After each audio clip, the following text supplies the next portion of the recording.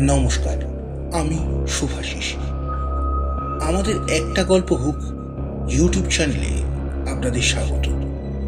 আজকের গল্প তারাদাস বন্দ্যোপাধ্যায়ের কাহিনী অবলম্বনে ওখানেই অমঙ্গল। গল্প পাঠে এবং সমগ্র পরিচালনায় আমি শুভাশিস।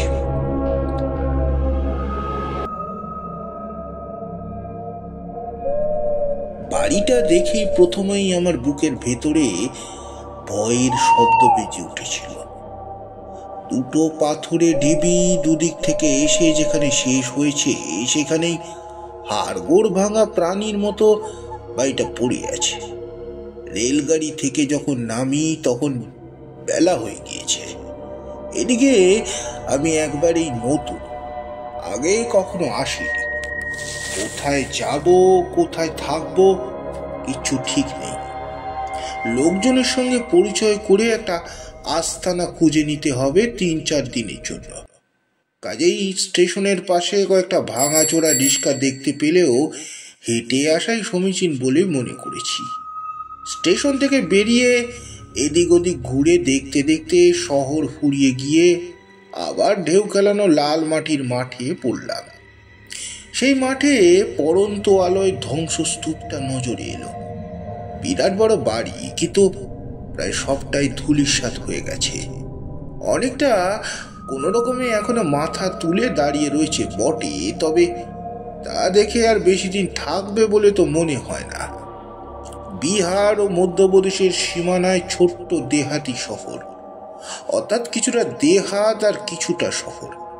এখানে এত বড় বাড়ি কারা কি শখে করেছিল তা বোঝা মুশকিল। বিষণ্ণতা এবং মানুষের সাময়িক দম্ভের প্রতি মহাকালের উৎকট ব্যঙ্গের প্রতিমূর্তির মতো বাড়িটা পড়ে আছে। কিন্তু এসব দেখে আমি ভয় পাইনি। ভাঙা ও পোড়া বাড়ি তো জীবনে আরো কত দেখেছি, তবু এটা যেন সবার থেকে আলাদা। তাকালেই অকারণে বুকের ভেতরে শিরশির করে ওঠে, যেন ওখানেই অমঙ্গল, যেন ওখানে কি একটা হবে। আমি যেই কোম্পানিতে চাকরি করি তারা মানুষের প্রয়োজনীয় নানা রকম ভোগ্যপণ্য তৈরি করে থাকে। আমার কাজ হলো দেশের বিভিন্ন জায়গায় ঘুরে ঘুরে ক্রেতাদের রুচি লক্ষ্য করে বেড়ানো। এবার আমাকে বিহার সার্কেলে পাঠানো হয়েছে এখানকার মফস্বলের ক্রেতারা কি কি শৌখিন জিনিস পছন্দ করেন তাই দেখার জন্য। আজ ট্রেন থেকে ওখানে নামার কথা নয়, পরের জংশন স্টেশন পর্যন্ত টিকিট কাটা ছিল। কিন্তু ভাগ্য মানুষকে বোধহয় অমোঘ আকর্ষণে তার অবশ্যম্ভাবী পরিণতির দিকে টেনে নিয়ে যায়। ট্রেন এখানে যখন থামলো, বাইরের প্রান্তরের দিকে তাকিয়ে শেষবেলায় মন খারাপ করে দেওয়ার রোদ্দুরে কিসের হাতছানি দেখেছিলাম জানি না, কিন্তু সুটকেসটা নিয়ে তখনই নির্জন প্ল্যাটফর্মের লাল কাকড়ে লাফিয়ে পড়লাম। যদি না নামতাম, যদি চলেই যেতাম 50 মাইল দূরের জংশনে, তাহলে হয়তো আজ এই কাহিনী বলার কোনো প্রয়োজনই হতো না। কিন্তু নিয়তি, আমি নামলাম। শহর ফুরিয়ে গিয়েছে দেখে ওই পোড়া বাড়িটার কাছ থেকে আবার ফিরলাম। আচ্ছা, এখানকার লোকেরা কি সব মরে গেছে নাকি? রাস্তায় বিশেষ লোক নেই, বিকেল হয়েছে অথচ কেউ বের হয়নি। বাচ্চারাও রাস্তায় খেলছে না, যা কিনা বিহারের মফস্বলের একটি অতি সাধারণ দৃশ্য। সমস্ত কিছুই যেন একটু থমকে আছে। জনবসতি নেই, ছাড়া ছাড়া বাড়িগুলোতে কি উনুনে আঁচ দেয়নি? কোনো বাড়ির মাথায় ধোয়া দেখছি না। এরা কি রাত্রিরের রান্না সবাই উবেলাই করে রাখি? ব্যাপার কি? যেন এক নিদ্রিত পুরীর ভেতর দিয়ে হাঁটছি কোনো অজ্ঞাত গন্তব্যের দিকে। বেশি দূর যাওয়ার আগেই ডান দিকে একটি দোতলা বাড়ি, বিহারি ছাদের। জানলা দরজার বিশেষ বালাই নেই, একখানা দেওয়ালে যেন কে তুলে রেখেছে রাস্তার দিকে। তবে বিত্তবান লোকের বাড়ি নিঃসন্দেহে, কারণ এইসব দেশে এমন দোতলা বাড়ি করার মানুষ খুব কম। বাড়ির সামনে কে একজন চার পাই পেতে ওপরে বসে মাথা নিচু করে ঝিমোচ্ছে মনে হয়। এই শহরের ঘুমন্ত মেজাজের মতোই দেখাচ্ছে ওকে। এ কি সময় ঘুমোবার! বিশাল স্বাস্থ্য সামনে ঝুঁকে আছে, কাঁধের ফেসিগুলো ফুলে আছে মোটা দড়ির মতো। রাত নেমে এসছে, অচেনা জায়গায় এত হাঁটাহাঁটি করতেও ভালো লাগছে না। হুট করে এখানে নেমে পড়ার জন্য এখানে এখন একটু মনের অনুতাপই হচ্ছে। এগিয়ে গিয়ে ডাকলাম, ভাই সাহেব। প্রথমে কোনো সাড়া নেই। তারপর লোকটি আস্তে আস্তে মাথা তুলে আমার দিকে তাকালো। ও কি কদাকার মুখ! আমার যেন আমরা ঠিক অর্থে যে হতে বিভৎস বলি তা নয়, গঠনের দিক থেকে তার মুখ হয়তো মোটামুটি চলনসই, কিন্তু সমস্ত চেহারায় তার যে এক নোংরামি, শয়তানি, কদর্যতা মেশানো, যেন এইমাত্র খুন করে এসে হাতের রক্ত ধুয়ে ফেলে সাধু সেজে বসে আছে। ঈষৎ লাল দুই চোখ সেদিকে তাকালে মনে হয় শুধু চোখ দিয়ে বুকের ভেতরটা পর্যন্ত দেখে নিচ্ছে। লোকটা কথা বলছে না, কেবল শীত ঘুম ভাঙা সাপের মতো ঠান্ডা নিষ্পলক দৃষ্টিতে তাকিয়ে আছে। আর আমি দাঁড়িয়ে দাঁড়িয়ে ঘামছি। কি করা উচিত এখন? চলে যাব উত্তরের আশা না রেখে? কতক্ষণ এইভাবে ঠায় দাঁড়িয়ে থাকা যায়? লোকটা কি কালা? শুনতে পাচ্ছে না আমি কি বলছি? অন্ধকার নেমে আসছে। অন্ধকারে অচেনা জায়গায় সন্ধ্যা বড় বিষণ্ণ লাগে। এখানে আশ্রয় যে পাবো না, লোকটার হাবভাব থেকেই তা বুঝতে পারছি। তাহলে আর বৃথা কেন দাঁড়িয়ে থাকা? আমার এখনই চলে যাওয়াই উচিত। এই শহরও যেন কেমন অপার্থিব রহস্যের আবরণে মোড়া। থাকবো না এমন জায়গায়, বরং স্টেশনে গিয়ে দেখি রাত্রিরে কোনো গাড়ি পাওয়া যায় কিনা জংশনের দিকে। প্রকৃত অবস্থায় অনুভব করলাম চলে আসতে গিয়ে আমি নড়তে পারছি না। কে যেন আমার পা দুটো সজোরে চেপে ধরেছে মাটির সঙ্গে। তার উপরে আমার কোনো কৃতিত্ব নেই। হাতে পায়ে যেমন কেমন বল হারিয়ে ফেলেছি। কমে আসছে মনের জোর। কি হবে আজ? অন্য কোনো আশ্রয়ের সন্ধানে ছুটোছুটি করে খামোখা পণ্ডশ্রম। কেমন সুন্দর এই সন্ধে, এই ছোট্ট শহর কথা বলছে না বলে এই কি লোকটা খারাপ? অত বেচারি কানে শুনতে পায় না, মিছিমিছি ভয় পাচ্ছি আমি। এইরকমই ভাবছি, এমন সময় লোকটা কথা বলে উঠল। তাহলে ওই লোকটা কালা নয়, শুনতে পায়, কথা বলতে পারে। তাহলে চুপ করেছিল কেন? বললাম, আমি বিদেশি, আজকের রাতটা এখানে থাকতে পারি কি? আপাতমস্তক আমাকে একবার দেখে নিয়ে ঠোঁট চাটলো লোকটি, লোভী জন্তুর মতো। তারপর চার পাই ছেড়ে উঠে বলল, জরুর আইয়ে। অত বড় শাড়ির মতো চেহারার ভেতর মিহি খুনখুনে আওয়াজ বেরোচ্ছে। চোখ বুজে শুনলে মনে হবে একটা 12 বছরের ছেলের গলা। শুনলে কেমন জানি গা ঘিন ঘিন করে ওঠে। ঠোঁট চাটলো কেন লোকটা?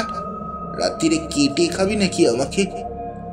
সে বলল, আমার নাম সুরজ প্রসাদ। বেশ নাম। আপনি কথা বলছিলেন না কেন? আপনাকে দেখছিলাম। আমাকে? আমাকে কি দেখার কি আছে? আছে আছে, মানুষকে দেখতে বড্ড ভালো, তাই দেখি। বলে কি লোকটা? পাগল টাগল নয় তো? এতক্ষণ চোখ দিয়ে দেখেছে, তারপরে কামড়ে চেখে দেখতে না চায়? না, এই জায়গা ভালো জায়গা না, আমি এখানে থাকবো না।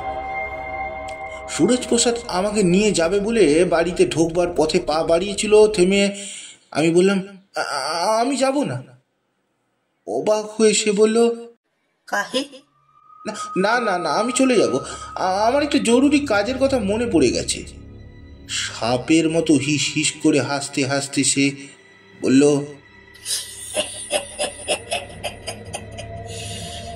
ডরিয়ে গেলে? डरबार कुछू নাই। পৌরুষে আঘাত লাগলো আমার। বললাম, না, ডরার কিছু আছে কি? না না না, সে সব কিছু না। ঠিক আছে, আমি থাকবো। বলুন কোথায় যেতে হবে? হায়, তখনও যদি ফিরতাম, বোকার মতো আত্মাভিমানের ঝোঁকে গোয়ার তুমি না করতাম। কিন্তু ওই যে কথা রয়েছে, নিয়তি কেন বাধ্যতে, নিয়তি টানলো আমাকে। নির্জন বাড়ির সরু অন্ধকার সিঁড়ি দিয়ে আমাকে দোতলা নিয়ে এলো সুরজপ্রসাদ। একদিকে টানা বারান্দা, তারই ধারে সারি সারি 7-8খানা ঘর। আলো জ্বালেনি কেউ, সাজের প্রদীপ দেখায়নি। বাড়িতে মেয়েরা কেউ নেই বলেই মনে হচ্ছে। আমরা ওপরে এলাম, কিন্তু সচকিত হয়ে কেউ সরে গেল না। দরজার পাশে বেজে উঠল না হাতের চুরির সল্লজ্জ ঝিনঝিন শব্দ। কোথাও কিচ্ছু নেই, কেবল বাড়ির আনাচে কানাচে আসছে মৃত্যুময়ী তামসী রাত্রির ছায়া। আচমকায় যেন আশ্চর্য একটা দম বন্ধ করা অনুভূতি গলার কাছে চেপে ধরল। সম্ভব হলে তত্তর করে সিঁড়ি দিয়ে দৌড় দিতাম, কিন্তু পৌরুষের প্রশ্ন। বারান্দায় একবারে অপর প্রান্তে ঘরটার সামনে দাঁড়িয়ে শিকল নামিয়ে দরজা খুলল সুরজপ্রসাদ। ভেতরে ভয়াবহ অন্ধকার। বললাম, আলো জ্বালেনি কেন? আপনার পরিবারের অন্যরা কোথায়? আবার সেই অমানসিক শব্দহীন হাসি হাসলো সুরজপ্রসাদ। बत्ती दे रहा हो। তা তো দেবে, বাড়ির লোক आएगा कहाँ से? शादी किया नहीं, बाल बच्चा नहीं है। অত্যন্ত যুক্তিসম্মত কথা। বিয়ে না হলে বাচ্চা আসবে কোত্থেকে? জিজ্ঞাসা করলাম, একদম একা থাকেন? খারাপ লাগে না? मुझे आदत हो गया है। चलिए अंदर। ঘরে ঢুকে হাতড়ে হাতড়ে একটা মোমবাতি বের করে জ্বালালো সে। ম্লান হলুদের আলোয় ফুটে উঠল একটা বাজে ছুতোরের তৈরি জগদ্দল পাথরের মতো ভারী খাট, তার উপর ময়লা বিছানা, মোটা মোটা পায়াওয়ালা একখানা টেবিল, আর একদিকে একটা আলনা। ব্যাস, আর কিচ্ছু নেই ঘরে। ভেতরে পাক খাচ্ছে শুধু একটা ভ্যাবসা সোঁদা গন্ধ। বহুদিন বন্ধ থাকার পর কোনো ঘর খুললে যেমন গন্ধ পাওয়া যায়। টেবিলের ওপরে মোম গলিয়ে ফেলে বাতি আটকাবার চেষ্টা করছে সুরজপ্রসাদ। বললাম, শহর ছাড়িয়ে টিলার ধারে একটা বড় ভাঙা বাড়ি দেখলাম, ওই রকম জায়গায় কার বাড়ি? আমার। আপনার ভাঙা পড়ে আছে কেন? ও আমার পূর্বপুরুষের বাড়ি। ঠাকুরদা বানিয়েছিলেন। এখন কেউ থাকে না, তাই ভেঙে গেছে, পড়ে আছে। থাকে না? কেন থাকে না? কে থাকবে? মানুষ তো আমি একা।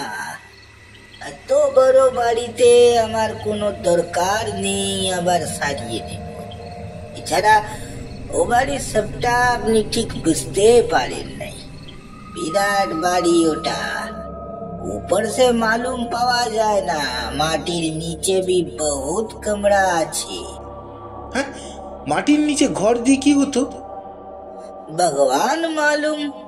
पुराना जमाने में লোকের শখই ওই রকম ছিল।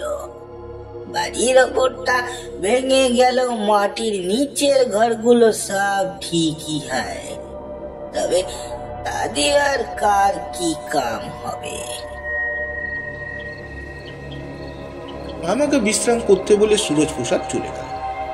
সে বিদায় নিতেই কিছুটা স্বস্তি ফিরে এলো মনে। জামাকাপড়টা বদলে নোংরা বিছানার চাদরটা সরিয়ে তোষকের ওপরেই একটু গা এলিয়ে দিতে যাচ্ছি, হঠাৎ কানে এলো একটা আওয়াজ। কিচ কিচ করে কি একটা জন্তু যেন কোথাও ডাকছে। মনে হলো পাশের ঘর থেকে শব্দটা আসছে। গৃহস্বামীর অনুমতি না নিয়ে বাড়ির মধ্যে চলাফেরা করা ঠিক নয়, কিন্তু শব্দটার উৎস জানবার জন্য ভয়ানক কৌতূহল জাগলো। টেবিল থেকে মোমটা তুলে পাশের ঘরের দরজার সামনে এসে দাঁড়ালাম। হ্যাঁ, নিঃসন্দেহে এই ঘরটার থেকেই শব্দটা আসছে।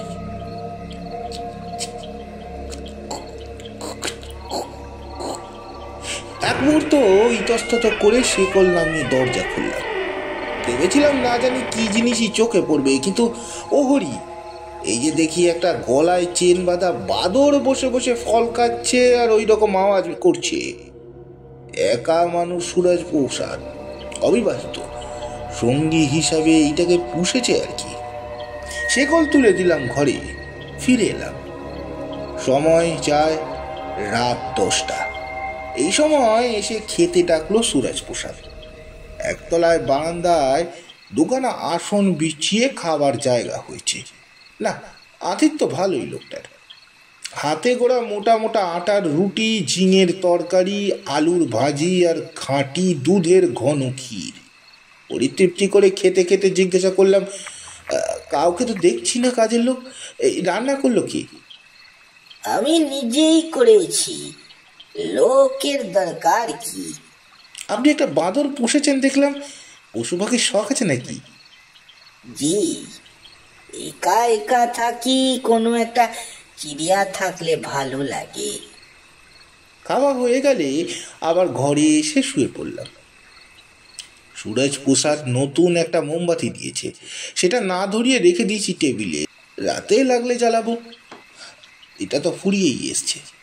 বিছানায় গা ঢেলে দিয়ে মনে হলো এই যা, দরজাটা বেজিয়ে দিয়েছি বটে, কিন্তু খিল লাগাইনি। একবার ভাবলাম যাই, উঠে গিয়ে খিলটা লাগিয়ে দিয়েছি, কিন্তু আমার সমস্ত শরীরে সারা দিনের ক্লান্তি নেমে এসছে বন্যার ঢলের মতো। কে আবার গিয়ে খিল দেয়? দূর। তাছাড়া চোর যদি আসে আমার নেবেটা কি? পয়সা কুড়ি বিশেষ কিছু তো সঙ্গে নেই।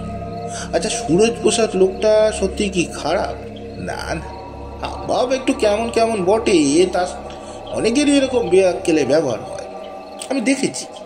মানুষ তো ভালো, বেশ যত্ন করে খাইয়েছে। এইসব 7-5 ভাবতে ভাবতে কখন যে ঘুমিয়ে পড়লাম জানি না। আচমকা জেগে উঠলাম। রাত তখন কত হবে কি জানে। মোমবাতিটা জ্বলে জ্বলে শেষ হয়ে নিভে গেছে। গাঢ় অমাবস্যার মতোই অন্ধকার চারিদিক। হাতঘড়িটা যে দেখবো তারও উপায় নেই। একবার ভুল করে পুরীতে হাতঘড়ি বাঁধা অবস্থায় সমুদ্রে স্নান করতে নেমে পড়েছিলাম। নোনা জল ঢুকে ডায়ারের লুমিনাস পেনটা নষ্ট হয়ে গেছে, নইলে অন্ধকারেও দেখা যেত। অন্ধকারটা যেন ছুরি দিয়ে কাটা যায়। আলকাত্রার মতো গায়ে লেগে গিয়েছে, চটচট করছে। পাথরের মতো বুকে চাপ হয়ে অন্ধকার। তাকিয়ে থাকলে আরো কষ্ট, তাই এই নিবিড় আলোহীনতায়, যদিও ওই নিবিড় আলোক্ষীণতায় তাকানো আর চোখ বুজে থাকার মধ্যে কোনো পার্থক্য নেই, তবু চোখ বন্ধ করে তাকালে আলো দেখতে পাবো, এই বিশ্বাস সৃষ্টি হয় মনে। চোখ বুজে ঘুমাবার চেষ্টা করবো, এমন সময় অদ্ভুত একটা আওয়াজ শুনতে পেলাম। হ্যাঁ, ক্যাচ ক্যাচ করে কিসের শব্দটা? প্রথমে বুঝতে পারলাম না, তারপর একটা সম্ভাবনার কথা মনে হতেই বুকটা হিম হয়ে এলো। বিকেলে সুরজ প্রসাদ যখন আমাকে নিয়ে এলো, তখন লক্ষ্য করেছিলাম এ ঘরের দরজাটা খোলার সময় ক্যাচ করে শব্দ করে। কবজায় তেল না দেবার জন্য এই অবস্থা। তাহলে কি অন্ধকারে আমাকে ঘুমন্ত ভেবে কেউ কি দরজা ঠেলে ভেতরে আসার চেষ্টা করছে? যদি তাই হয়, তবে আমার রাতের অজানা অতিথি খুব চালাক এবং অনেকখানি খুলে ফেলছে না। প্রথমত তাতে যদি আমি জেগে থাকি, উঠে বাধা দিতে পারি। দ্বিতীয়ত যদি জেগে না থাকি, তবে জেগে যেতে পারি। একটু একটু করে পাল্লা ফাঁক করছে সে। অনেকক্ষণ ধরে জেগে জেগে শুনলাম মাঝে মাঝে ক্যাঁচ ক্যাঁচ শব্দ হচ্ছে। বিকেলের মতো সেই শারীরিক অনড়তা হঠাৎ যেন আমায় আবার ফিরে এলো। একটু চেষ্টা করলে টেবিলের ওপর থেকে মোমবাতি আর দেশলাই নিয়ে আলো জ্বালানো যায়, কিন্তু কাজটা কি করি? শরীরে কি যেন ভারী চাপ দিয়ে আমায় বিছানার সঙ্গে চেপে ধরে রেখেছে। দূর থেকে কেউ কি আমায় সম্মোহন করছে? নইলে আমার নিজের হাত পায়ের ওপরই আমার জন্যই কেন? শব্দটা আর হচ্ছে না। তার মানে দরজাটা সম্পূর্ণ খুলে গেছে, এবং যে খুলেছিল সম্ভবত সে এখন আমার ঘরের ভেতরে এসে দাঁড়িয়েছে। কি ভয়াবহ অনুভূতি! আমি চিত হয়ে দু হাত দিয়ে দুপাশের বিছনা আঁকড়ে ধরে অন্ধকারে চোখ মেলে শুয়ে রয়েছি। আর ঘরের মধ্যে একটা অজানা অদেখা উপস্থিতি। যে এসছে সে কি করছে এতক্ষণ? আক্রমণ করার হলে তো করতে পারি। আমি সম্পূর্ণ নিরস্ত্র, বাধা দেবারও ক্ষমতা নাই। হঠাৎ আমার মনের মধ্যে একটা বোধ জেগে উঠলো। কেন জাগলো বলতে পারি না, কিন্তু মনে হলো যে এসছে সে অন্ধকারে আমাকে দেখতে পাচ্ছে।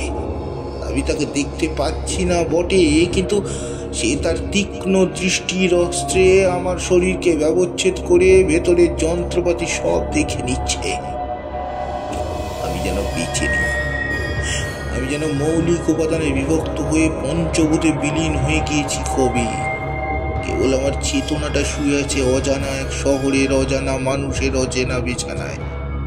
আর শূন্য পথ দিয়ে, অন্ধকারের মধ্যে দিয়ে ছুটে আসছে সহস্র অমঙ্গলজনক দৃষ্টির সূচ। কে এসেছে ঘরে? কে? এবার খুব অস্পষ্ট হলেও নির্ভুলভাবে শুনতে পেলাম নিঃশ্বাস প্রশ্বাসের শব্দ। বড় হাড়ির মধ্যে মাথা ঢুকিয়ে জোরে জোরে নিঃশ্বাস নিলে নিজের কানে যেমন শোনা যায় তেমনি। তাহলে ভ্রম নয়, মায়া নয়, আমার ভীতি কাতর মনের ভ্রান্ত প্রদক্ষণ নয়, সত্যি সত্যি কেউ ঘরে এসছে। এই শব্দ তার অমোঘ প্রমাণ, যেন মানুষ নয়, বিশাল দেহ কোনো জন্তুর শ্বাস টানার শব্দ।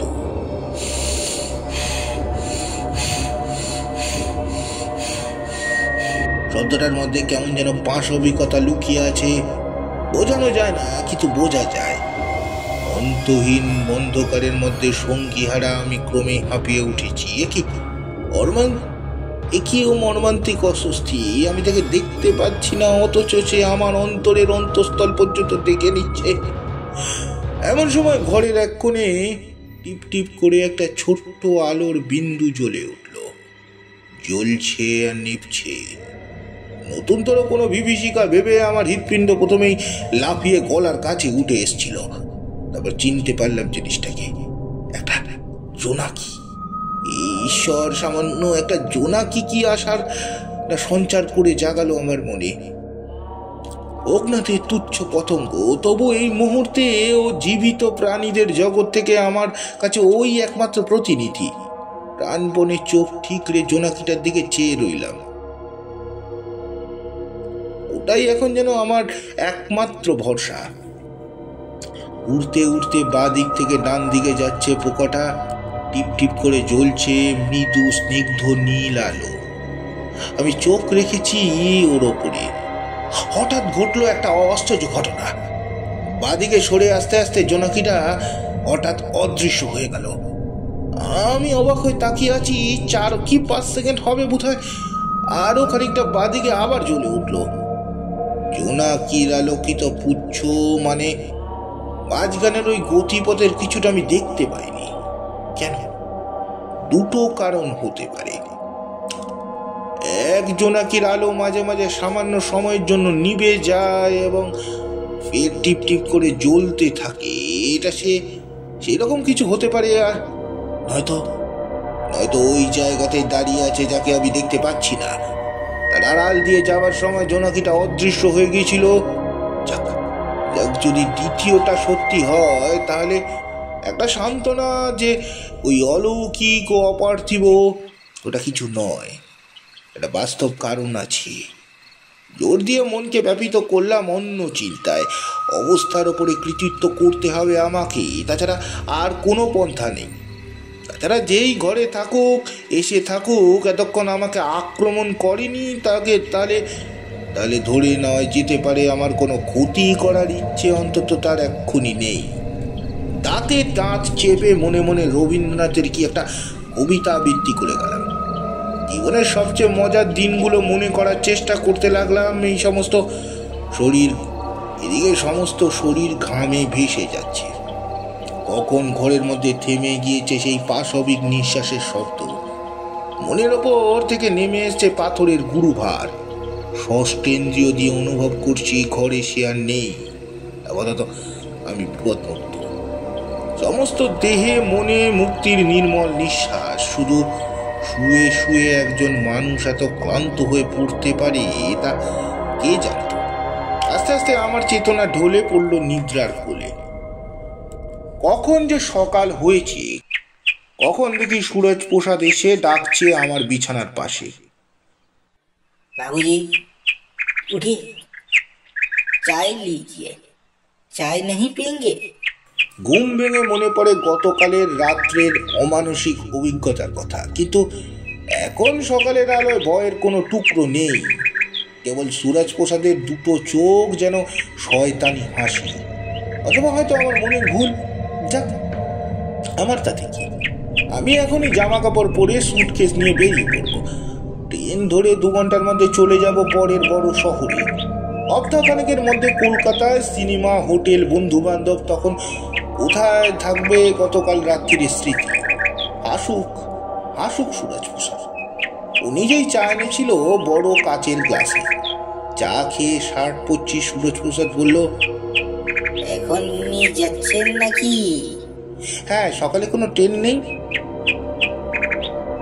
আছে, কিন্তু আমি ভাবছিলাম যাওয়ার আগে আপনাকে আদি বাড়িটার ভেতরটা একটু ঘুরিয়ে দেখাবো।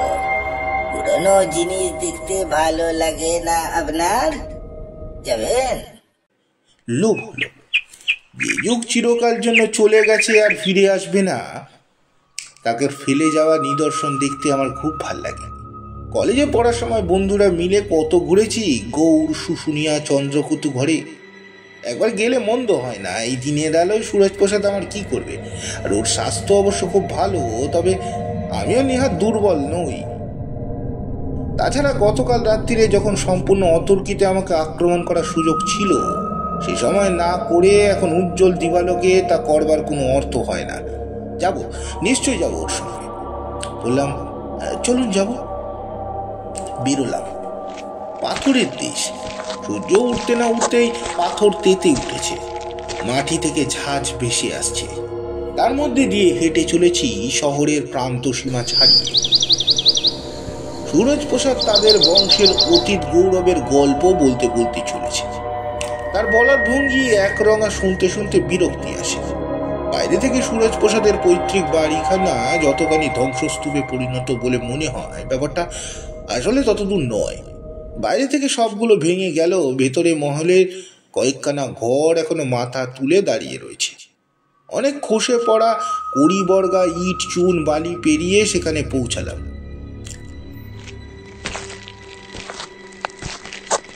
বাড়ির ভগ্নস্তূপের ভেতরে এখানে ওখানে মাথা তুলে দাঁড়িয়ে আছে বট অশক্তির চারা। অষ্টপদ ভগ্ন পাথরের বিবসনা, নারী মূর্তি, হাতে ধরা পাথরের ঝাড়ি দিয়ে এখনো কাকে জল দেবার ভঙ্গি করছে কে জানে। সমস্ত পরিবেশটা থেকে যেন একটা চলে যাওয়া পুরনো দিনের দীর্ঘ নিঃশ্বাস ভেসে উঠে আসছে বাতাসে, মিলিয়ে যাচ্ছে। বেলা বাড়ার সঙ্গে সঙ্গে বাতাস গরম হচ্ছে। ঘুরে ঘুরে দেখছি গরম হাওয়া এসে লাগছে গায়ে। সুরজ প্রসাদ একঘেয়ে বকবক করে আমায় বুঝিয়ে যাচ্ছে কোনটা তাদের বৈঠকখানা ছিল, কোনখানে হতো বাইজির নাচ, আর কোনটা বা ছিল তার রাগী প্রপিতামহের কৌশলখানা। ওর কথা শুনতে মোটেও ভালো লাগছে না, কারণ আমি এইসব ওদের বংশের অতীত ইতিহাসের সঙ্গে জড়িয়ে দেখছি না। জায়গাটার প্রাচীনত্ব, এখানে যে একদিন মানুষ সুখে দুঃখে কাটিয়ে গিয়েছে, সেই কথা ভেবে আমার একটু ভালোও লাগছে।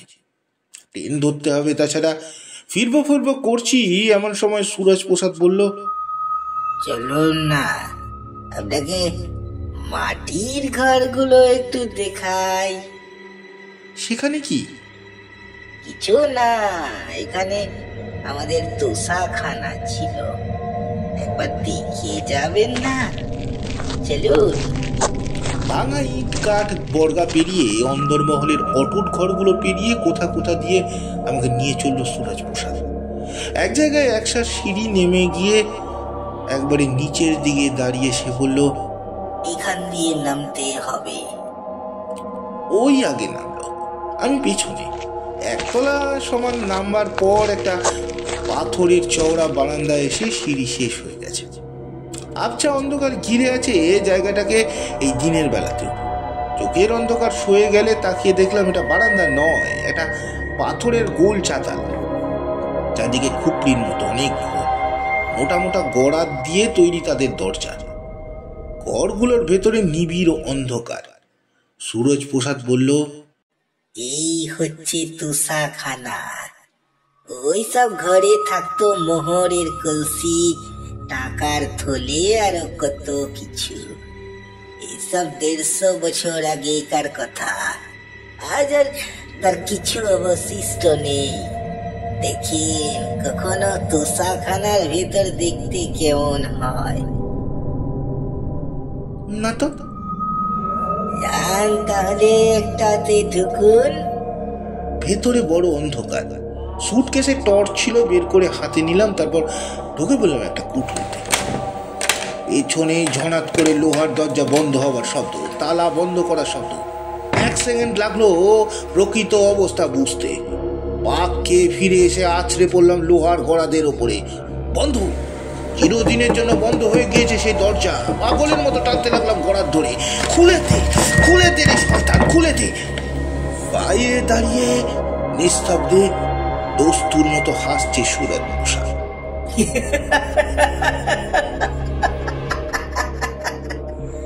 বহু চিড়িয়া পুড়েছি, মানুষ পুষিনি কখনো।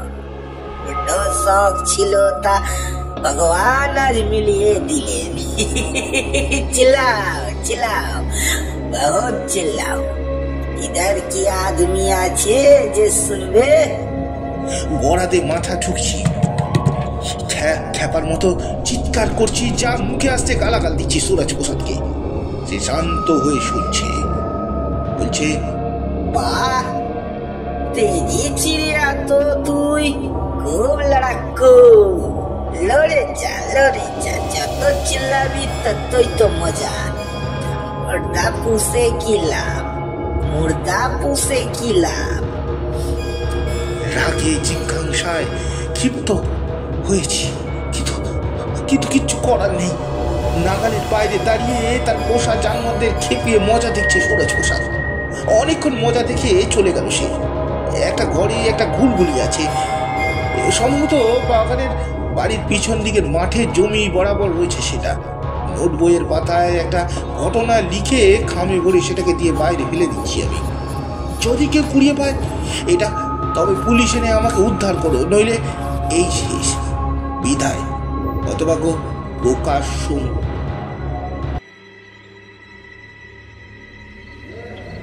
সন্ধ্যা। সুরজ প্রসাদ সিদ্ধি খাচ্ছে বসে। ঘরে ঢুকলো কুদর্শন একটা লোক। সুরজ প্রসাদ বলল, কি খবর বংশী? বংশী একটা সাদা খাম এগিয়ে দিল। নিয়ে সুরজ প্রসাদ হাতে নিয়ে খুললো সেটা। ভেতরে 10-12টা নোট বইয়ের পাতায় লেখা। ওই ঘরের ঘুলঘুলির বাইরে পেলি? পড়েছিস? একটু বাংলা জানি। শান্ত মুখে টুকরো টুকরো করে কাগজগুলো ছিঁড়ে উড়িয়ে দিল সুরজ প্রসাদ। সিদ্ধির গ্লাসে চুমুক দিয়ে বলল, দানা পানি ঠিকঠাক দিয়ে যাস। বাড়ির লড়াকু চিড়িয়া, বহুত লড়ে যাবে।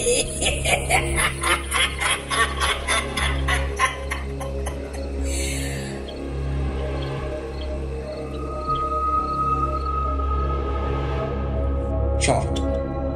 গল্পটি আপনাদের কেমন লাগলো অবশ্যই জানাবেন। গল্পটি ভালো লাগলে লাইক, কমেন্ট, সাবস্ক্রাইব ও শেয়ার করতে ভুলবেন না। নমস্কার।